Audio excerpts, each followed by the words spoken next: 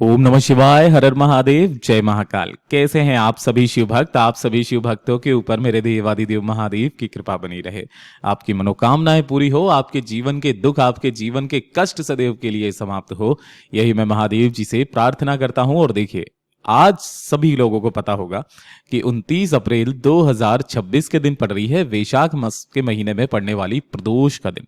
और इस प्रदोष के दिन पूज्य गुरु जी ने कई बार कथाओं के दौरान कहा, जब आपने काफी सारी कामना मांगी, आपने व्रत किया, आपने उपाय किया, लेकिन उन उपायों का, उनका व्रत का फल आपको नहीं मिल रहा है। आपके जब भी हृदय में आ जाए महादेव मेरी नहीं सुन रहे हैं, मेरी कामना पूरी नहीं कर रहे हैं, पूरी दुनिया के सामने हाथ फैला करके देख लिया, लेकिन फिर भी आपकी वो कामना सिद्ध नहीं हो रही है, तब पूज्य गुरु जी ने कहा कि प्रदोष के दिन जब आपके हृदय में आ जाए कि बाबा मेरी नहीं सुन रहे हैं, कामना मेरी पूरी नहीं कर रहे हैं, चाहे कितने भी उपाय व्रत कर लिए हो, शिवलिंग पर जल ही मत चढ़ाइएगा, आपको दोगुने फल की प्राप्ति होगी। ये कैसा उपाय है? ये सबसे विशेष उपाय पूज्य गुरु जी ने शिव महापुराण की कथा के दौरान बताया। और पूज्य गुरु जी की कथा से सुनकर के और समझ करके इस पूरे उपाय को बहुत आसान भाषा में आप सभी शिव भक्तों को बताऊंगा। परंतु उससे पहले आप सबसे बस एक छोटी सी प्रार्थना करना चाहूंगा कि जो भी शिव भक्त पहली बार आए हैं, चैनल को सब्सक्राइब जरूर से कीजिएगा और वीडियो को लाइक करके देव आदिदेव महादेव का कोई सा भी प्यारा नाम कमेंट बॉक्स में लिखना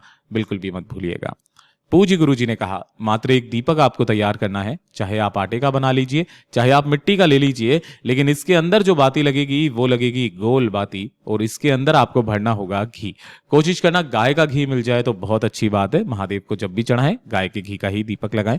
दूसरे नंबर पर आपको लेना होगा मात्र एक बेलपत्र, जो कहीं से भी खंडित कटा फिटा ना हो। अभी के टाइम पर काफी सारी बेलपत्रियां आ रही है, नहीं भी मिलती है तो महादेव की शिवलिंग से उठा लेना और धो करके स्वच्छ जल से फिर से वापस उसे शिवलिंग पर चढ़ा सकते हैं। और एक लोटा शुद्ध जल अपने घर का तांबे के कलश में आपको ले लेना है। इन सभी को लेकर के आपको पहुंचना है भोलेनाथ के मंदिर में, शिवलिंग के पास, जो भी आपके आसपास में हो उसी मंदिर के पास में आपको पहुंचना है। शिवलिंग के पीछे की तरफ में आपको आसन लगा करके बैठ जाना है, जिससे आपका मुख हमेशा उत्तर दिशा की तरफ में रहेगा। जब भी आप शिवलिंग के पीछे की तरफ में बैठेंगे, यहां बैठकर जो भी पूजा पाठ अर्चना आपको करनी है वो कर लीजिएगा। सबसे पहले आपने जो एक बेलपत्र लिया है, उस एक बेलपत्र को इस कलश से स्पर्श करवा करके अपना नाम, अपना गोत्र और अपनी कामना कह करके भोलेनाथ की शिवलिंग के ठीक शीर्ष पर एक बेलपत्र को समर्पित कर दीजिएगा, जिसकी डंडी रहेगी जलाधारी की तरफ, बीच वाली पत्ती का भाग रहेगा आपकी तरफ में। बेलपत्र को समर्पित कर देने के पश्चात जब आप जल समर्पित करते हैं तो जल चढ़ाने का क्रम क्या रहता है?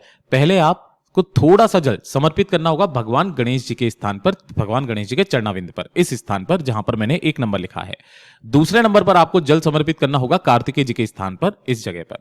तीसरे नंबर पर माता अशोक सुंदरी के स्थान पर जल समर्पित करना होगा, जो कि शिवलिंग की जलाधारी पर बीच में मोटी सी लाइन होती है, माता अशोक सुंदरी, जो कि महादेव जी की सबसे छोटी, सबसे प्यारी पुत्री हैं। चौथे नंबर पर जो आप जल समर्पित करते हो, कहां पर करते हो? जलाधारी के इस कटी भाग के चारों तरफ में, है ना। ये मैया रानी का हस्तकमल है, मैया पार्वती जी का हस्तकमल, कटी भाग जहां से शिवलिंग जुड़ा हुआ रहता है। चौथे नंबर पर आपको चारों तरफ इसमें जल समर्पित करना है। पांचवें नंबर पर जो आप जल समर्पित करते थे वो महादेव की शिवलिंग पर जल समर्पित करते थे, लेकिन इस बार आपको महादेव की शिवलिंग पर जल समर्पित नहीं करना है।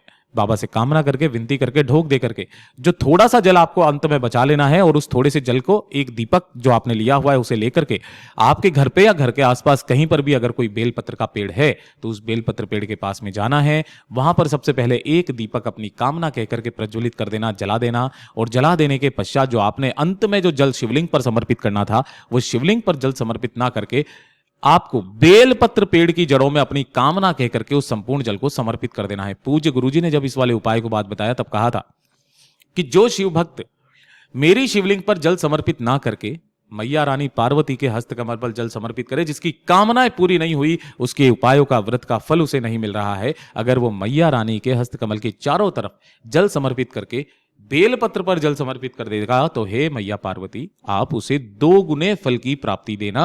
वो जो भी मांगेगा उसे 2 गुना फल मिलेगा। पूज्य गुरु जी का ये उपाय बहुत ही ज्यादा खास और अद्भुत है, जरूर कीजिएगा। वीडियो पसंद आए तो लाइक करना, चैनल को सब्सक्राइब जरूर कीजिएगा।